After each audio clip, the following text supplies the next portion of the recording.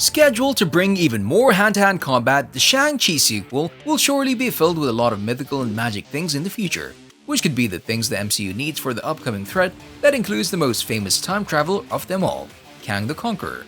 But before that, we'll have to see where will the Ten Rings criminal organization's intentions will head towards next, especially now with its new leader, Shang-Chi's sister, Xialing. One of the movies from Marvel Studios that explored more of the cultural differences within the world was Shang-Chi and the Legend of the Ten Rings, a movie that gives us a perfect depiction of how the society we live in can change us, for the better or worse. From sunup to sundown, I was taught every possible way to kill a man. But one thing is always certain, that no matter where you go, the place where you were born and raised will forever be your first and only home, with the past of where you grew up always there to haunt you or make you a more complete individual as a whole. The movie itself was a pure masterpiece, with us learning more and more of how things work in the East, and more importantly, what the Ten Rings organizations is all about, with the Mandarin, the most notorious leader, at the top of it. However, what we are here for is what's coming up next, where the already confirmed Shang-Chi sequel will take us, and what are all the things that the movie will entail moving forward. Things that will shake us to the core, but also blow our minds as we learn more and more new elements of the larger MCU. Now, there's not an official plot for the second movie, however, we can see that Marvel is ready to implement the character and the place where he comes from into the wider MCU, which can be seen from the mind-blowing post-credit scene of the movie. From now on, the trajectory of your lives will be like nothing you've ever experienced before. And there were not only one, but two crucial post-credit scenes. The first scene showcases that one of the most powerful organizations in the world, the Ten Rings, is now in Shang-Chi's hands, with two big-name Avengers showing up. The other scene, on the other hand, shows us that the Ten Rings organization now has a new leader, and it's none other than his sister, Xialing. Just nod, don't talk. He'll forget you're there. That's how I survived. Who's a rather complex character to figure out from what we were able to see by now. So we're not quite sure of which direction her rule over the clandestine organization will go.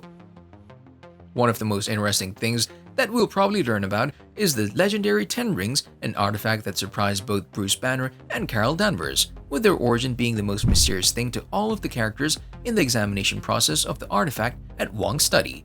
And it was when Shang-Chi used the artifact that the source of power was so strong that almost all of the sorcerers at Kamar Taj felt their presence.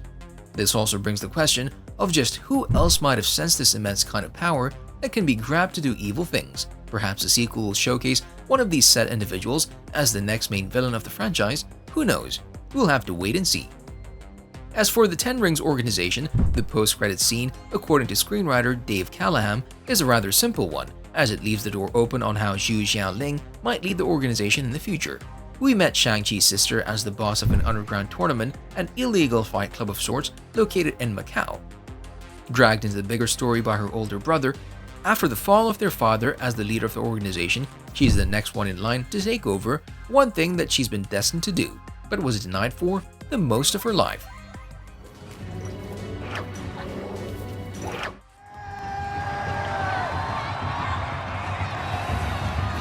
Thus, one of the most interesting things about the sequel will be the knowledge that we'll come across of how she'll run the organization, following in her father's footsteps or reforming the organization as a whole. And judging by the same post-credit scene, there's no doubt about the fact that the Ten Rings group will play a huge factor in the events to come, not only in the Shang-Chi sequel, but also in the wider MCU, with the organization having the capacity to become as big as once Hydra was, or even bigger, with the hands of the organization reaching far and wide.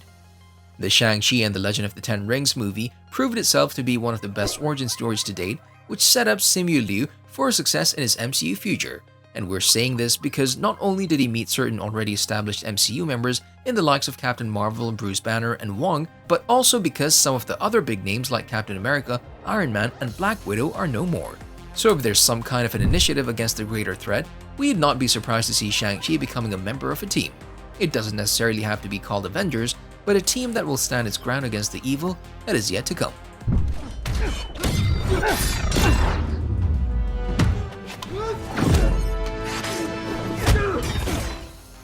So with that in mind, we're as excited as you to see Shang-Chi tell more stories, some including his sister as the new leader of the criminal organization, his notorious father ruled, but also the events to come that will definitely feature more and more characters from the other corners of the MCU.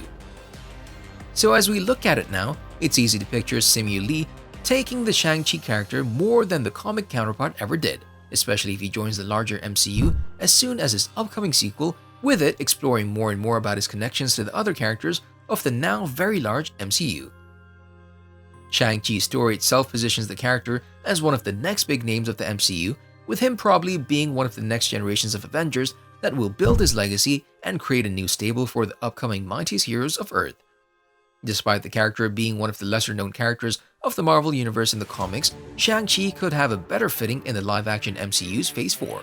Plus, he receives a rather warm welcome from Bruce Banner into the circus, as he likes to call it, which felt distinctly reminiscent of Nick Fury telling Tony that he's a part of a much bigger universe, with the whole scene making a very nice parallel between the two, while also signifying the character's importance for what is yet to come.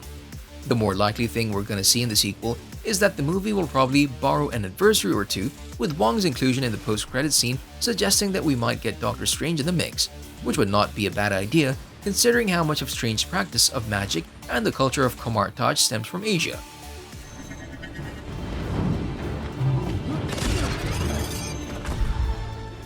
The inclusion of magical creatures in the movie was probably one of the more interesting things to see, and we think the sequel will continue this trend and continue bringing more and more magic into the MCU.